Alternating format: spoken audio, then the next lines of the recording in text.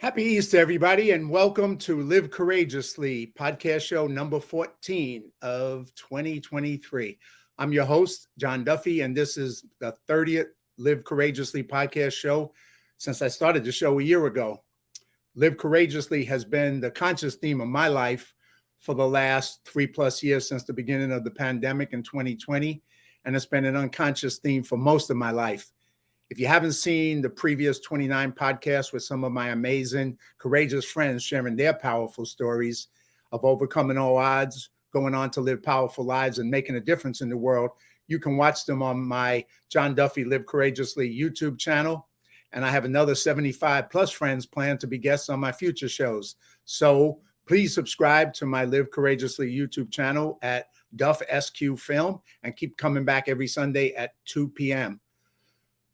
So why do I say live courageously? Because fear is a reaction, but courage is a choice. And I suggest that you consciously choose courage and you choose faith over fear every time you experience fear in your life. Choosing courage will help you deal with whatever life may throw at you in the future. And it will throw stuff at us that we don't like or want. Today, my friend and guest is Elvis Leon, and welcome, Elvis, and thank you for being part of the show today. We got any audio here? No audio from my. Oh, sorry. Yeah. Happy Easter, John, and thanks for having me. Hey, welcome, and happy Easter to you, and thanks for being part of it. Oh, I'm going to jump back. Well, you're here. I just kind of did a little bit of a pivot in a direction that I normally don't do, but so I'm going to keep you on camera, and I'm going to introduce you. So, which I was going to do before I brought you on, but this is welcome to live podcasting. So Elvis is a filmmaker living in Los Angeles. He's traveled 120,000 miles during the pandemic, all around the world 3 times. And now he's just trying to stay alive long enough to tell the tale.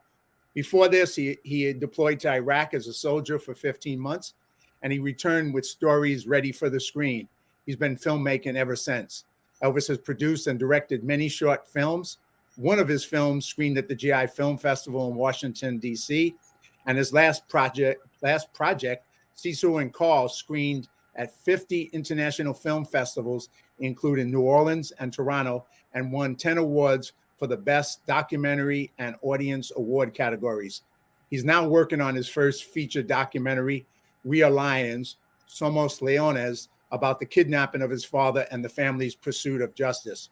You can follow Elvis's YouTube channel, Long Live Elvis. I love that title, to hear stories about his travels, his current events, making movies, and check out his GoFundMe page, which I'll put up later as well, to support his new feature documentary, Somos Leones. So now welcome to my brother Elvis. Welcome to the show, brother. It's good to be back. Thank you. So anyway, I always start off the show with 2 things. And so I'm going to start with one, and which the first one is, I always ask people, since most of the guests, with the exception of one so far, have been people I know in the real world and been friends in the real world. So how did me and you meet? What was the way we first came across each other? We met at the roulette tables in Washington, D.C. at the GI Film Festival. No, we met at the film festival, and I screened the film Angels of Ambar, which I think we're going to watch today. And we didn't know each other before then. And after the film was done, you and George Ohan, a good friend of ours, just approached me. And it turns out that, George over here looking like a character from The Matrix. Yeah. George, he was stationed in my same duty station in Germany. We had a lot of mutual friends, but he got out right when I was coming in. So we never crossed paths. But when my film was speaking about these individuals that we served with, he was shocked. I was shocked as well, so it was a small world moment in Washington, D.C. that day. It was, and that was the first time we met, and we were down there with a film that George produced and I directed, which is this film, The Flag, that screened down there at the same time your film screened. And then we went on to hang out with George at his wedding up in Fresno. So that was the next time we connected, and then we connected other times since then. But that film that, I'm about to play for the audience, we were both moved by it because it was a short film that you had screened based on your experience in Iraq, and that kind of we just felt the power of it, and then we got a chance to meet you and talk to you, and then of course you got that connection with George Ohan, who at one point I'm going to have on this show as well. We tried one time and the tech didn't work, so we're going to have to do it again in the future. But let me go show the audience this film, Angels of Ambar. It's about 6 minutes. After it's over, we'll have a chance to talk about it. You'll talk about your experiences in the military, but also making that film and what that experience was like for you. So let me go to that. Put that here and share the screen. And see if I can get this up here.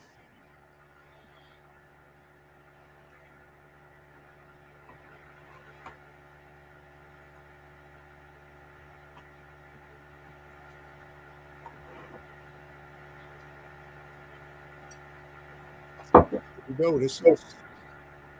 I've spoken to God. Well, maybe it spoke to me. The reason I say it is because I don't know who talked to me, if anyone at all. With all the drinking and drugging, it's really hard to say. Whatever or whoever that was, it came to me in the most vivid dream. It happened in Ramadi, Iraq. I believe we were going on our 12th month of the deployment and had 5 more to go. At the time, our brigade was the hardest hit brigade since Vietnam. Our unit lost some really good guys, and I miss them every day. Alts, you showed me the ropes as a brand new private. Thank you. Gist, I talked to you a few hours before you got killed. You set the standard for cool, calm, and collected. But fuck, was it tough losing Brooks and Gilbertson? When you guys left, everything changed. Iraq is the motherfucker. It's 120, 130, 140 degrees. Constant stress on your mind, body, and soul. And most of the time, there's no accountability when one of your brothers gets killed. When that IED explosion goes boom, everyone dies, and that's it. The enemy is like a ghost. Scarface said it best. I've never seen a man cry until he's seen a man die. He was right, but we had to suck it up and keep moving. The mission was above all, they said. You have 1 day to grieve and bottle up the rest for later. Iraqis were crying too. Everyone was dying. Women, babies, my dog Sandy, everyone. And from the top down, soldiers were even committing suicide.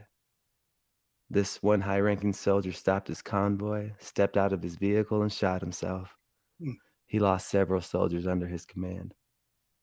That's when I stopped my daily prayers. I called my mom one day and told her this, and she said, keep the faith. But how? When there's no God or religion in Iraq, that God I heard so much about on Sunday was supposed to swoop down and save us all from the chaos, twisted metal, the IED craters, shield our eyes from all the dismembered bodies that plagued the streets. It was hard to see mangled Hummers that came through the gate, the black body bags with your friends that were boarded on helicopters, never to be seen again. Seeing the remains of just his rifle that looked like scrap metal. Death runs this town, not God.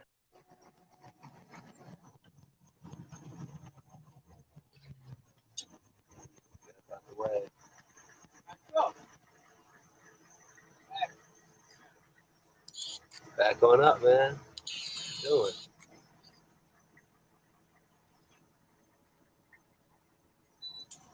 Yeah, what are they doing? One day, we started partying. We had no other choice. Get shit done by day and party at night. We cut deals with Iraqi soldiers in exchange for whiskey, hash, and promethazine. As we said, fuck my life. This became the greeting of the day. Here today, gone tomorrow. So you might as well have fun while you're sitting in your 8x12 cell, passing around the hookah. But at your own risk, you could lose it all if caught. One night, I overdid it for sure. got pretty messed up. My heart was beating super fast. Thought I was gonna die. I closed my eyes as my hands lay over my heart, and eventually I started dreaming. I was laying on a bus bench somewhere in Ramadi. I was alone. There was newspapers scattered all over the area. I was freaking out. The place was a ghost town. All I could hear was the wind. Then out of nowhere, a voice spoke loud and clear.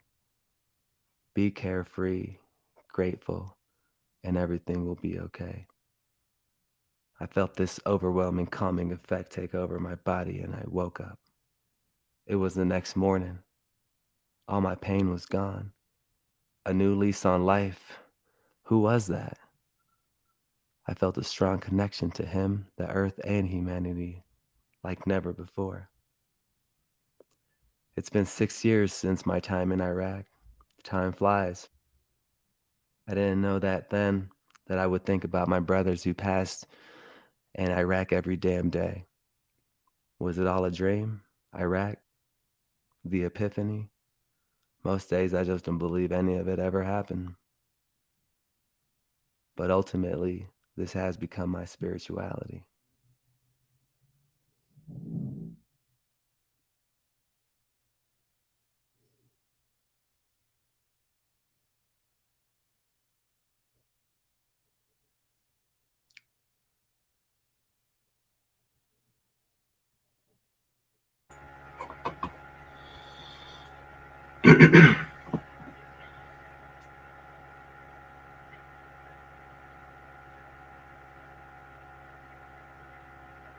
All right.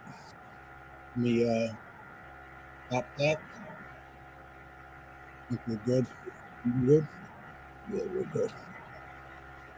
That was a wild time, man. That was a crazy time. Unbelievable. I still don't believe it happened, to be honest. What And what year was that, Elvis? that was 2006 to 2007, 15 months.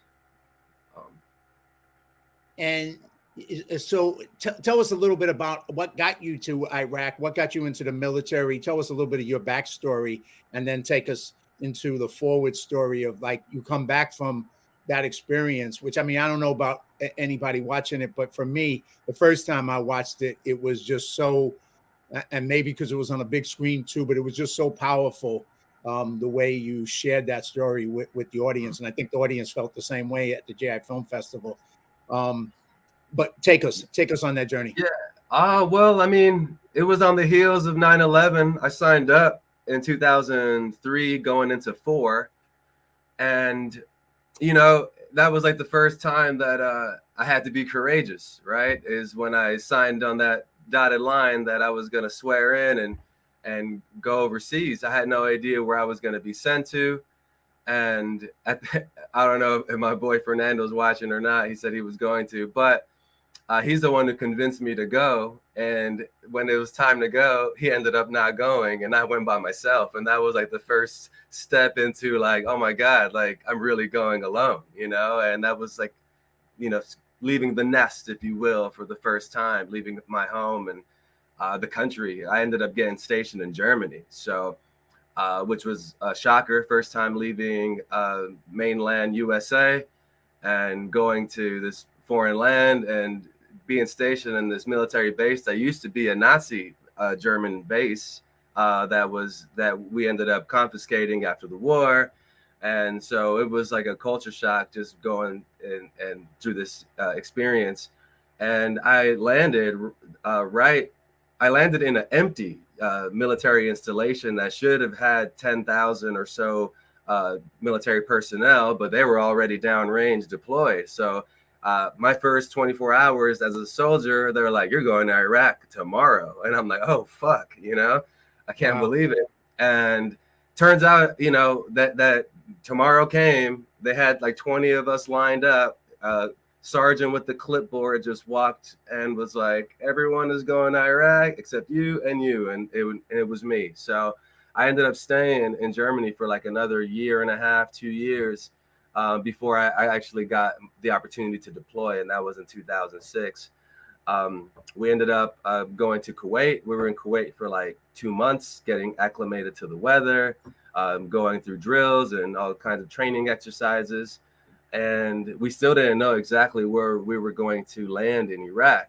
So every day we were getting updates, like where we could potentially go. And we all had our theories. And this was like the hottest time of the war, you know. Saddam had recently gotten arrested, and his trial was about to happen, and that's kind of when we were in country. So there's just a lot of turmoil in the streets right now. And so when we finally got the orders to go to Ramadi, Iraq, I remember it was like you can hear a pin drop, because everyone thought that was like a death sentence, because that was like the hottest fighting that was going on at the time, was the Sunni Triangle in Ramadi and Baghdad. And yeah, and so everyone was like, wow, we're in this for reals this time, you know. And I remember my first day on mission, actually, it was like a welcome to Iraq. Mission number one, as soon as we left the gate, there was just remnants of a vehicular-borne IED that left death and destruction scattered. And that was like day one. We saw nothing but like dead bodies, you know, and I was like, wow, like we're not gonna make it, you know. And then yeah, and the rest of the 15 months, you know, there was a lot of highs, you know, a lot of good times that I remember. Obviously, when you're in such a dangerous and chaotic and very unique life experience that not too many people get to see, a war-torn country, it is kind of like being in a nightmare or a dreamland, because you're just walking amongst rubble sometimes, where like there was just apartment buildings with holes in them and bullet holes in them, and craters everywhere, as I mentioned in the film. Like we always joke, like the place looked like the moon, you know. And we would drive sometimes at night, because we had to drive with no headlights on, because we didn't want to, you know, get attacked and these kind of things. While in the middle, I was in logistics, just to say, like we were delivering fuel, ammunition, and water to the front lines and to the rear. So we would convoy 7 days a week, sometimes 2-3 times a day, just to make sure that everybody in the front line was had everything they needed to execute the mission.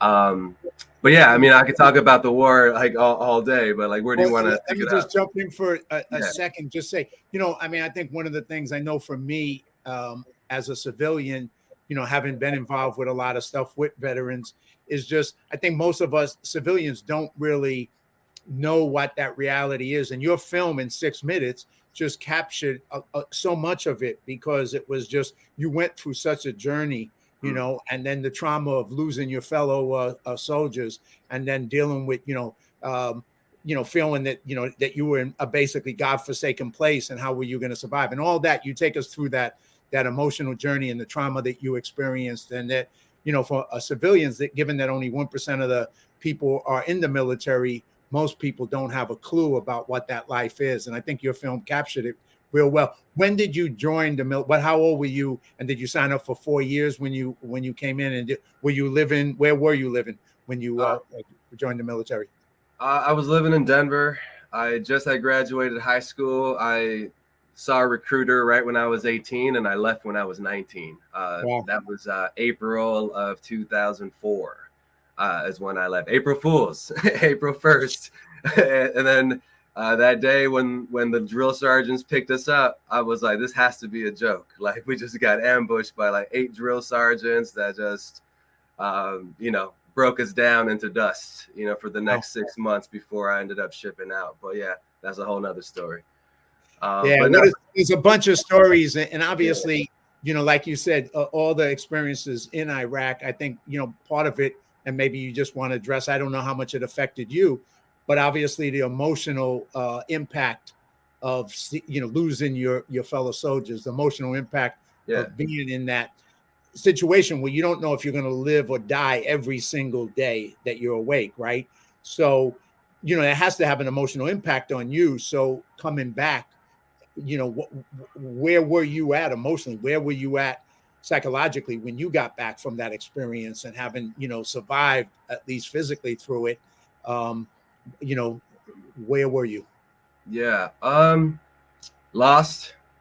Uh, I was like in a dream-like state for a long time, just because going from such an extreme environment to back to the US where everything is polished and beautiful and there's giant shopping malls and bright lights everywhere, and you're like, wait, was I really there? Like, did I just see this? And so that transition from seeing like the most extreme version of human, a human experience at like war, and coming back to a peaceful like area is shocking actually. Hmm.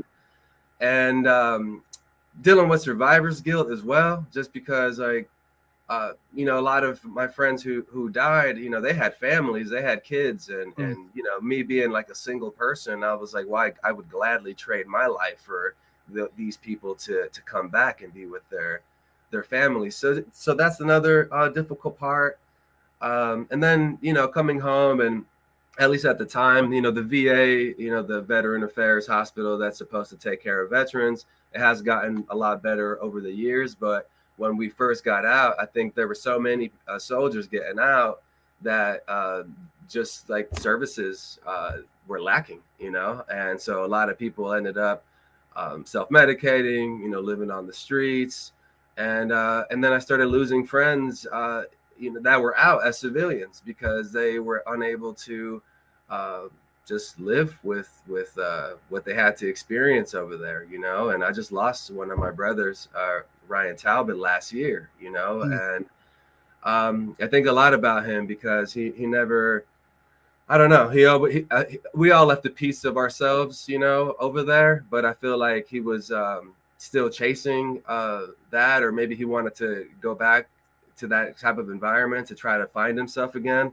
And when the war in Ukraine broke out, he actually went over there, Wow. and while everybody was changing their, Facebook profile photo to have the Ukraine flag, he actually went, and fought under some, pretty horrendous just situations. We were contacting each other through, Telegram and Signal. And anyways, he came back home, and I think that betrayal that we felt when we first came back from Iraq, with not having services, and us putting our, bodies, souls, and minds on the line, and then just no one even caring, about you essentially. And that's, it's true and it's not. A lot of people do support the soldiers, but I'm not quite convinced when you see so many, homeless veterans, and that statistic of 22 veterans, committing suicide a day. So to me, it just, there's misconnecting. I can't speak. Something's Yeah. just not connecting there, for me.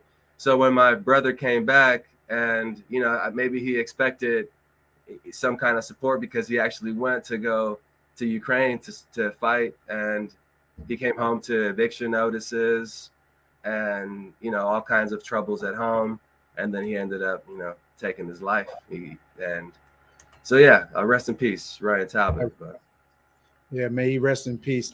Yeah, I would say, I mean, clearly we could do a couple of hours just on your experience alone and on this and these issues. And so the challenge is because you go on to do so much more, and then you got another incredible story that I want to get to and share with everyone. So it's almost like I don't want to cut this short because there's so much power here, and there's so much you got to say. So we'll have to do some more another time again. of course, Sure. yeah. But when you came back and you dealt with all this, and you pivoted, or you found a way to become a filmmaker, and obviously we just watched one of the films that you created. What got you to do that? What was why did you make that choice and go down that road, and then get your film in the GI Film Festival, and then all those other films festivals that you got your other films into? Why did Elvis go into telling these stories in film? Partially, it was an accident, to be honest. I didn't even know film schools existed, and when I came home, I had no clue what I wanted to do. I knew that I had the GI Bill. I knew that I got out of the military to, go back to college because I had it didn't work out when I first before I left. So I'm like, all right, well, let me give it a shot this time. And I was going through a lot of turmoil. I didn't really know how to deal with it, and I wasn't getting any help from the VA. And I don't know. I started like reading about just maybe having some type of outlet to express yourself, because I didn't know how to play an instrument. I didn't know how to sketch. I didn't really have any artistic ability. So everything just kind of kept bottled in. So when the film school thing popped up, it just seemed like a natural fit. And I'm from Los Angeles originally, so I grew up, watching movies my whole life, and so it was an opportunity to maybe kind of vent a little bit and get some of these stories, out of my system. And then I graduated from film school, got my undergrad, and my film school was amazing. The Colorado Film School, to be exact. They're really hands-on, so you make several short films just in your first semester of college, and that was amazing. So I left with probably a good 4 really solid short films that all went to festivals. So I got to thank my film school for encouraging us, giving us the equipment and the skills to do that. But right out of film school, I had a nice little run, with 4 or 5 short films. I was pretty active doing music videos and random, business promotional videos and stuff like that. And then, I ended up getting an opportunity to live in London. So in 2015, late 2015, 2016, I ended up going to London and continuing being a freelance filmmaker, or at least chasing these dreams, And I think that's the other part that, as a filmmaker, you have to be courageous, because it's so, you have to be very fluid as well, right? Because nothing is secure in this industry, but we do these things because we love to do it, right? And we got to tell these stories. So. Well, what was it like with the getting Angels of Ambar and attending the GI Film Festival, which, for me, I attended it 2 years in a row in DC. Nice. And I just thought it was one of the most powerful film festivals, because it had all these military people and veterans sharing, stories that were more heartfelt, that touched you on an emotional level and took you on an emotional journey. So I just thought it was one of the best film festivals I ever attended. So what was that like for you to be there amongst other veterans with your film and connecting with people who were all trying to tell stories from their lives? Yeah, no, incredible event for sure. I submitted. So I did this workshop. It was like a storytelling workshop. It's a 3-day, 8-hour, a full 3-day workshop where you tell a story only you can tell, and you bring your own imagery. And that was the prompt: a story only you can tell. So I started writing about this Iraq story, which, in looking back at it now, it was my first short film and my first introduction to shooting videos. We were the first generation to have these pocket cameras and the first iPhones and iPods and stuff. So this was the first time that the soldiers had tools to document war, and so I think a lot of footage was coming back from our era of Iraq veterans. And going to the GI Film Festival was awesome, man. I got to meet you. I got to see a lot of great stories from every era of American history. And I remember I was saying that we met at the roulette table because they had that Casablanca night, remember? And they had the roulette table, and it's funny. I forgot that for a minute. When you mentioned that, I was like, really? And now, then you triggered my memory. I was like, yeah, that's right. That's right. Yeah, the Casablanca party. That was a good party. Yes, it was. Yes, it was. But no, man, it was, an honor to be at that festival. I haven't been back since, but they have screened my short a couple times. I think at the San Diego. Now it's just in San Diego, and there's one coming up May 15th, I think, to the 21st. I'm probably going to go down there on the 19th because a film that short film that was made over at Post 43 American Legion. I got a chance. I was asked to act in it, and it was about the zombies attacking Post 43. So it's a comedy, and it's so I'm going to go down and check it out down and hang out with some of the folks down there at the GI Film Festival. But you know, the other thing, since we got as I speaking of you being an actor, I love that photo in the background. You with the yeah, that's when it started out for me. When I was like, I played a hired killer, and basically I was hired to kill homeless people for this guy who was trying to gentrify a neighborhood. And of course, I ended up getting killed and dropped into some manure from a porta potty. So it was kind of a fun role. But yeah, that was my journey on the acting side. But just to take a go forward, because I want to get to really spend some time on this documentary that you're working and have been working so hard on. But before I jump to that, you went during the pandemic, you traveled all over the world 3 times. I mean, that's pretty amazing, impressive. Tell us a little bit about that. And I know there's not enough time to cover all the places you went and what you experienced, but give us the short version of all that, because that's pretty cool. Yeah, I never in my life intended to travel that much.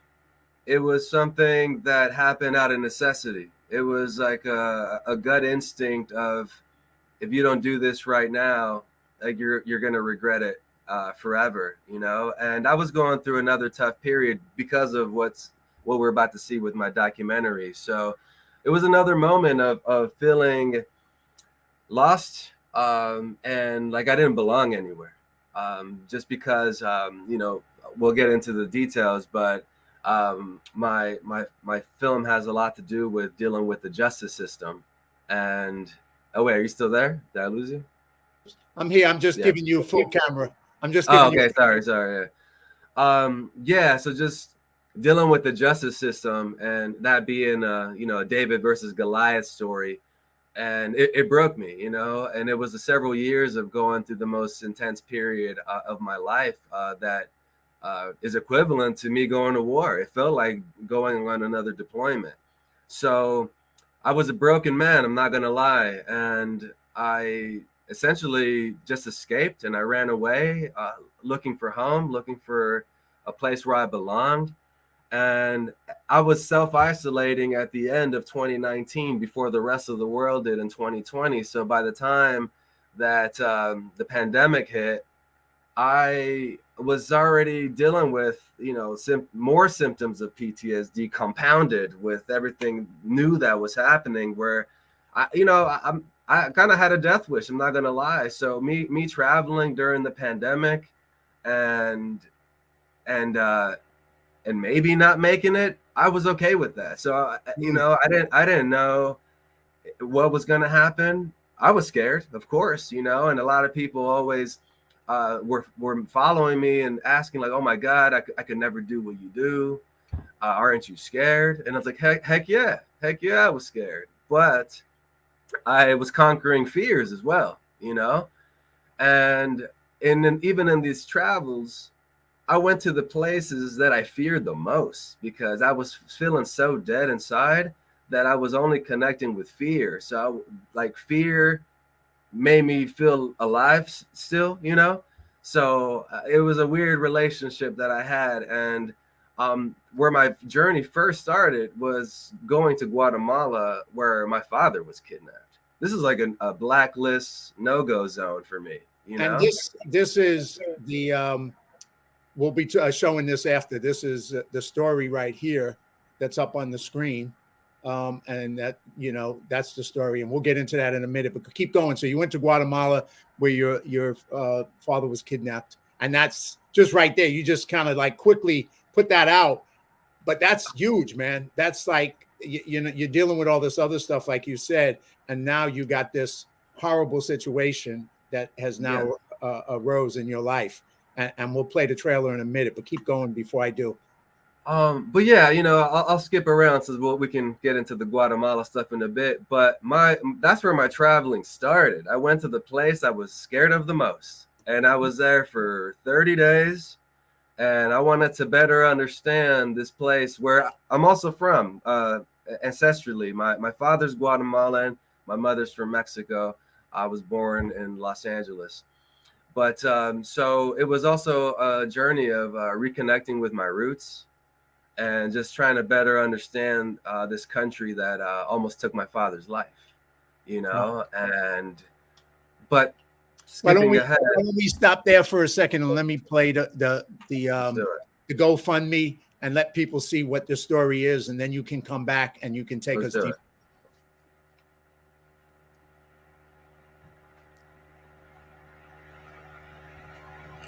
So this is the GoFundMe page, and I'm gonna give us a full screen so we can watch it. Hello, my name is Elvis, and I'm working on a documentary about my father's kidnapping called We Are Lions. Algo que hace tu papá es que se me hace muy peligroso, es que anda de noche espiando a esta gente. I have a story to tell. All of this still feels like a dream. The kidnapping, the trial, the death threats, the hurricane. Unprecedented tropical rains and catastrophic flooding. I almost die in the process, and my dad almost dies twice. There's a social justice element to this. There is an injustice that was done, right? That needs to be corrected, needs to be addressed. And I hope that this film can actually put a spotlight on these serious subjects that are happening in our communities that are really being overlooked. De que mi mamá muriera, yo siempre pensaba en mi mamá, y cuando muere también va. Y después de que me secuestraron, ellos agarraron el primer lugar en mi vida, el pensamiento, porque despierto pensando en ese maldito. True crime is one of the hottest genres right now, and we're never hearing from the victim side of things. It's rare. Like, it's all about the glorification of these serial killers that became famous. And I just want to tell the story of a common man from our community that went through this horrific experience that happens to be my father. So this is also a story of just a father and son going on this wild journey together. And that's something that a lot of people can connect with. So I think I got a lot of great pieces, and I can't wait for you to see some of it. I've been working on this project for over 7 years, and I have hundreds of hours of footage. I probably have at least 2 films in the can right now. Production is wrapped, and now I'm seeking funds to hire an editor, a story editor, so we can take this thing to the next level. There's for sure a diamond in the rough here, and if you agree, if you connect with the material, please reach out. Please think about supporting this financially, and if you can't, then share it. Or if you have anyone that you think would be interested in working on this, send them our way. So thank you so much for listening. Love you, and thank you.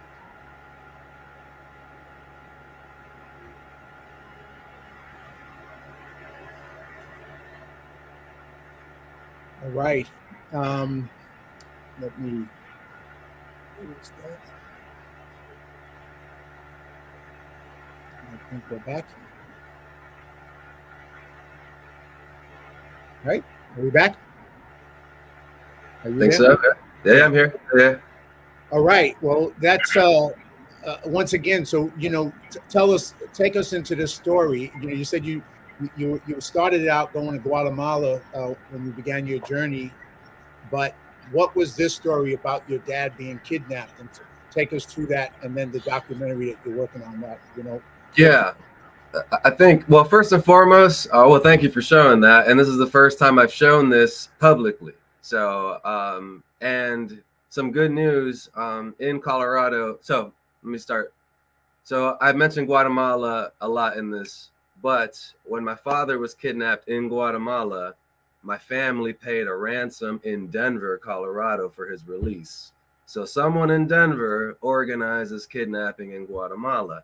So that's what sparked this documentary, because we tried to contact authorities that first 48 hours that we were dealing with these ransom negotiations, trying to get help from the local police, the FBI, Homeland Security, you name it. And no one came to our aid at all. No one even pretended to care. They thought it was a hoax. They thought my dad was lying. They thought my dad was involved in some narco trafficking. So it was just another, for me personally, like another slap in the face where like a military veteran pays this ransom money, and I can't even be taken seriously, So that was I'm like, wow, like how American do you have to be to get justice? Like this is a serious crime. This is a Colorado crime that got completely overlooked for years, and it wasn't until there was an arrest in Guatemala where the FBI finally started taking us a little seriously, and then that's what the film will be about. I don't want to give too much away, Sure. but I documented 5 years of police investigation in 2 different countries. Me and my father traveling back to the scene of the crime, trying to get closure on this thing, and then as you saw in the trailer, my father starts teetering on vigilantism because he finds out who actually kidnapped him, and it turns out it was someone he knew. So Wow. it's a wild, wild story. It's the movie that I never wanted to make. It's the movie that chose me, and it's not been a fun process. It's been dangerous. I almost lost my life in this process. My dad almost died on my watch during this process of filmmaking. Like he almost died in the kidnapping, and then when we went back, I almost lost him on my watch this time.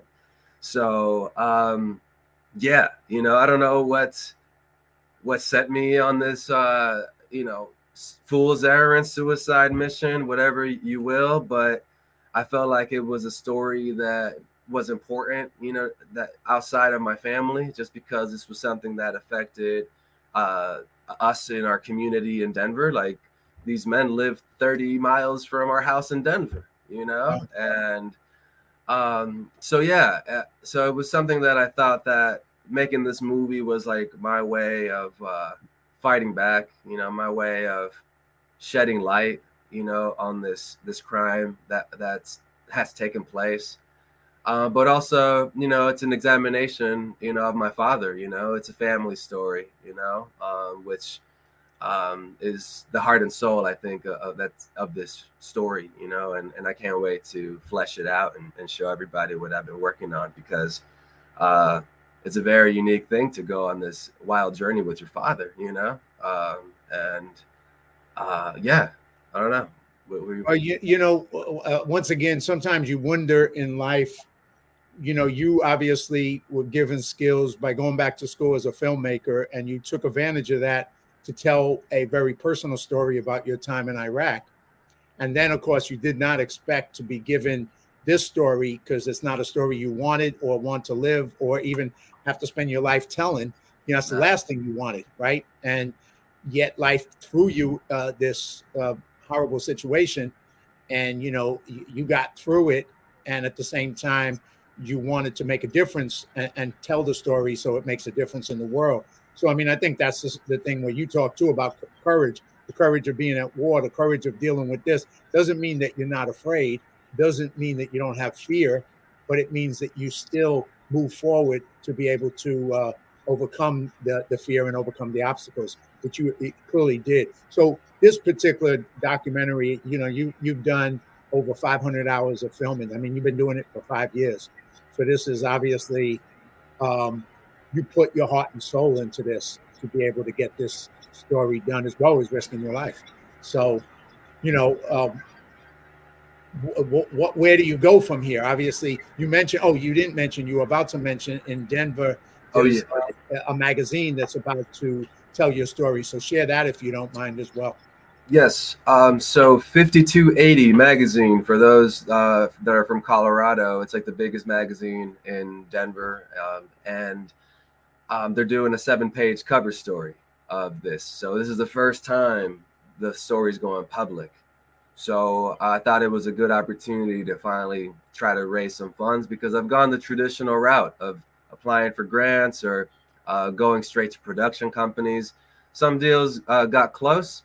But because of the ambiguity of how it was going to end, and it was an open investigation, a lot of production companies didn't want to touch it until the case was officially closed, which it is now. So now, again, it's the perfect time to finally finish this.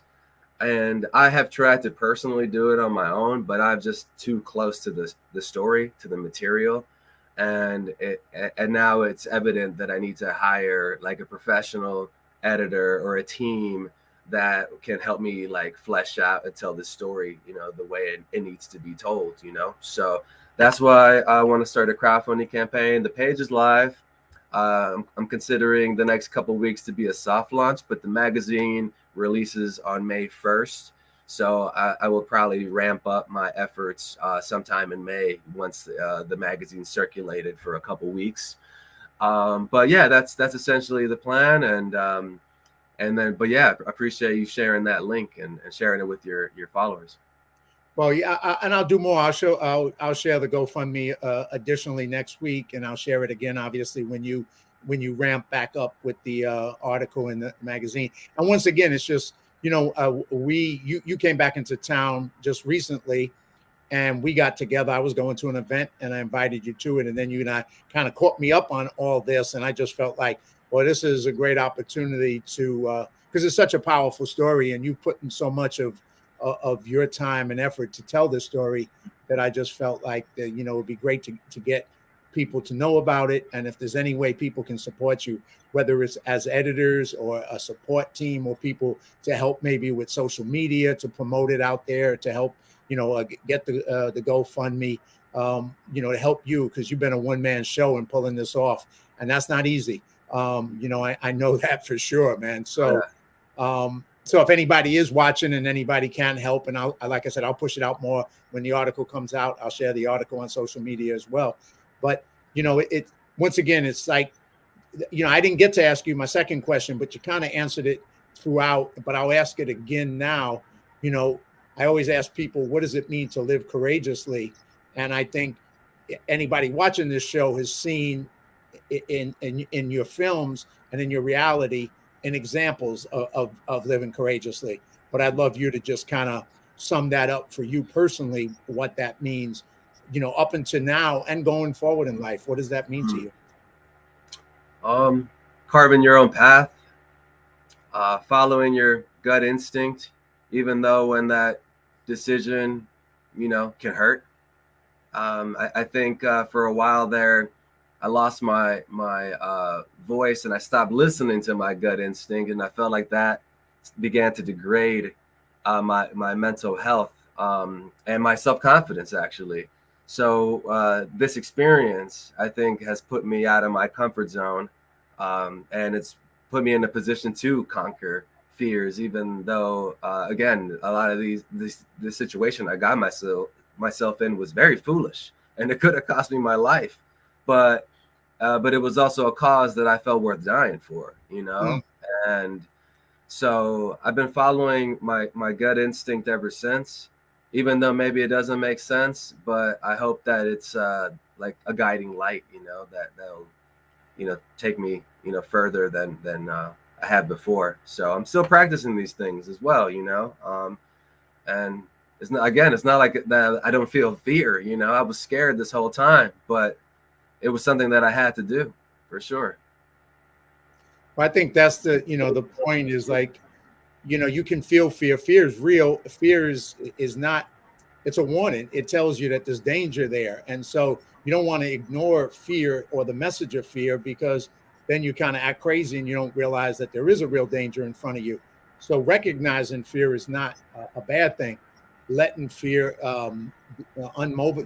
not allow you to move forward or keep you in a place where you don't go forward. That's where fear becomes a bad thing, where, it's like you can acknowledge it and go forward anyway, even though, there's risks, and you still take them because it's worth it and you're willing to, plow forward. So that's kind of what I think the message of the show. That's why I do the show. That's why I bring people, I get a chance to, I just say I've been so lucky and blessed that I get to meet and have friends like so many people like yourself who have in different unique ways lived courageously and have, found a way to go out there and bring their uniqueness to the world. And you're doing it with this. So I really encourage people to, whatever way they can support you with this GoFundMe campaign, with helping you with editing, any way that they can support getting this project out in the world. I think it'll make a contribution. So that's one piece. what else would you, summing up? I mean, what are the lessons say, just to kind of pivot back, and then we'll pivot forward again to end the show. But in the 3 years that you traveled, you said you went to some dark places, Guatemala being one of them, but then you went elsewhere. You went all around the world. What was that like for you, and what was that experience to spend 3 years going around the world 3 times? Yeah, man. Again, there was moments where I traveled in solitude because, again, I think I was in this like space where maybe I was punishing myself because I almost felt like I exiled myself from society. And in my pursuit of searching for a home or a place I belonged, I just adopted this nomad life that I never wanted. Another thing that I didn't want that just fell in my lap. And that calling was louder than anything that was going on at the time. So I just kept pushing. And I did go to some incredible places, but my last trip around the world started in Los Angeles. I went from LA to Denver to London, Istanbul, India, Thailand, Japan, back to LA. Literally went around the world. That's what I did from September to December last year. So, and that's when I just got back in January.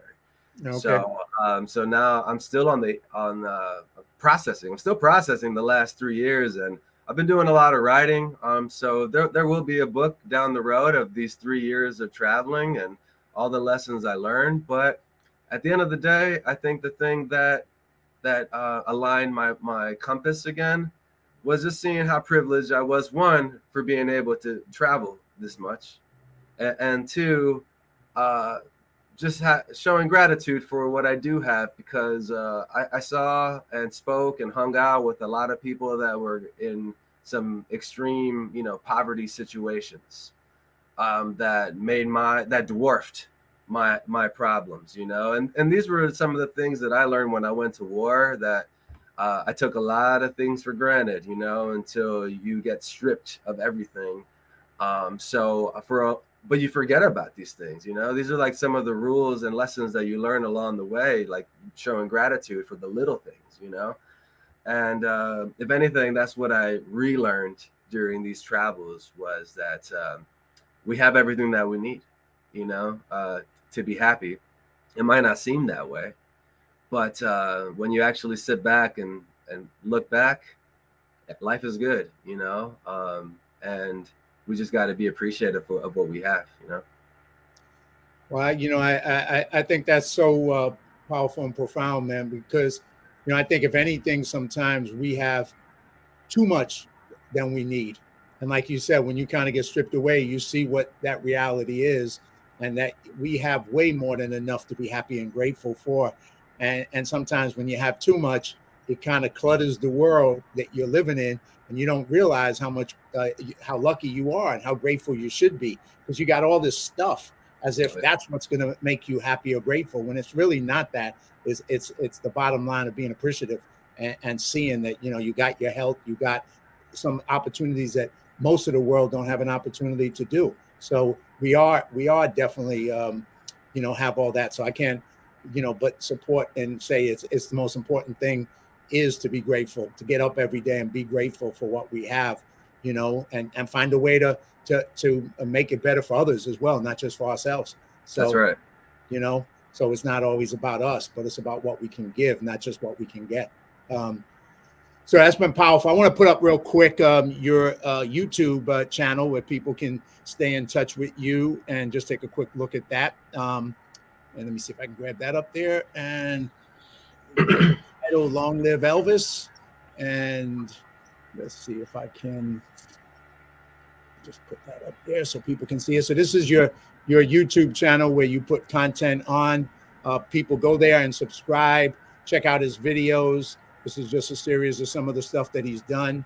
And of course, we'll get back to some of the other stuff, but go to Long Live Elvis on YouTube, and you can follow the stuff that he's doing in the film and media. And all right. So in closing, man, anything, you want to, how do people contact you? anything you want to leave us with, any message. I mean, I think you've given us some powerful messages already with your documentaries, with your life, with your, taking those chances. And like you said, you didn't want to go on that journey, but I can only hope that that journey makes you stronger, because there's a lot more that you need to contribute, and I've already contributed so much. And I think this documentary is going to be another powerful contribution when it gets finished and gets out there. So let me throw it to you and say, how do people contact you? I'll put up the GoFundMe campaign. You'll put up the GoFundMe campaign, I'm sure. And beyond that, go for it. Yeah. So, well, again, thanks for having me. Thanks for showing the trailer for the GoFundMe. I mean, that'll link you to my website and my YouTube channel. Website is down right now. It'll be up in a couple days, but follow me there in a couple weeks on Facebook, Instagram, all of that stuff. But yeah, I mean, at the end of the day, we're all just learning. So I'm going through this process for the first time of making a feature film. So just any mentorship or any guidance would be beneficial. Like if you can help, outside of financial, making a contribution, I would appreciate any support whatsoever, even if you just share the page or just send me a message and say hello, But yeah, that's it. Thanks, John. Appreciate you. Hey, you're welcome, brother. And once again, I'll help push some of this out for you. And if anybody who watches this show, whatever way you can support it, maybe making connections, maybe just sharing it, just whatever way you can help. I think this is a important documentary that you're going to create here. So anything I can do to help, I will do as well. So thank you, Elvis, for sharing all this. Thank you for all you've done in the journey, both in the military, but also in civilian life and with your dad, and trying to right a wrong and to get people to do the right thing in our country and everything that you're doing there. So I appreciate you, man, and I appreciate what you're doing with that. So whatever I can do to help, I will. You have a great one, and thanks a lot for being on the show, brother. Appreciate you. All right, back at you, brother. All right. Well, I hope everybody enjoyed the show, and you've enjoyed Elvis Leon's powerful and personal film documentary projects, Angels of Ambar, and also his newest one that's being worked on, Somos Leones, We Are Lions. And hopefully you can find a way to follow him, support him, his GoFundMe campaign, and do whatever you can to help him.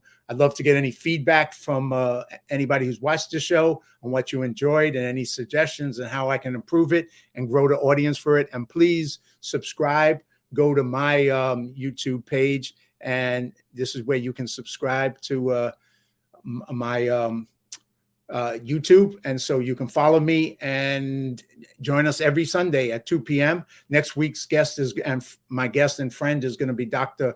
Lauren Michael Harris. He's the founder of Power of We. He's a podcaster, a military veteran, an author, a speaker, and he's going to be leading a tour, Legacy of Hope tour to Romania, coming up soon to help orphans over there. So he's a great guest. I've been on his podcast show just recently. So hopefully you'll come back and join us next Sunday and every Sunday, and meet the great friends that I've been blessed with. And I encourage you to choose to live courageously and make your life a masterpiece. And God bless you until we meet next Sunday.